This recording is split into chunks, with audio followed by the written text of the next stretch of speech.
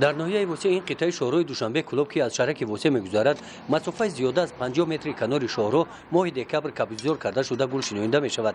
در این قطعه اجرا کارمندان بیمارخانه ضد بیماری‌های پوست و زهروی ناحیه کارهای ساختمانی را اجرا می‌نمایند. بیخی درختان را ملایم نموده بعد انجام کارهای ساختمانی سیاه خاک آورده بیخی درختان را پر می‌نمایند. همین طور برابر دیگر تشکیلات مؤسسه‌های ناحیه در سمت کارهای آبادانی و کبزیارکنی شاهراه دختران سهم خود را می‌گذارند. مرکز ضد بیماری‌های پوست و زهروی ناحیه وسع بحر آبادانی ناحیه تصمیم گرفته است که زیاده از 50 متر کنار شاهراه دوشنبه کلوب که در اینجا کارهای ساختمانی برقرار کنی رفته ایستاده است، در آینده برای نشو نموی درختان همیشه سبز و شناندن گل‌های زیبا بحر باز هم زیباتر گشته ناحیه و کنار شاهراه تصمیم گرفته است. کارهای آبادانی و کبزیارکنی در دیگر قطعه‌های شاهراه که از حدود جماعت‌های دهاتی ناحیه می‌گذرند ششم رسم می‌باشند.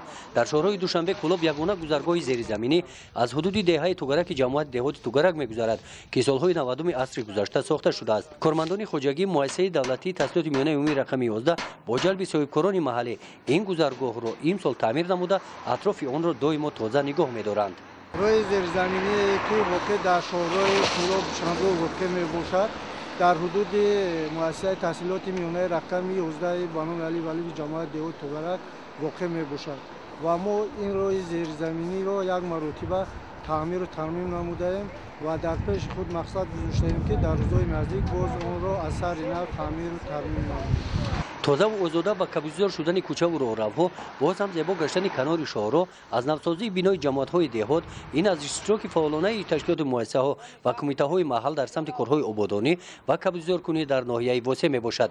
گزارش خواجه نظریف خدای نظر ظهورов از ناحیه وسع برای برنامه اطلاعاتی نوید.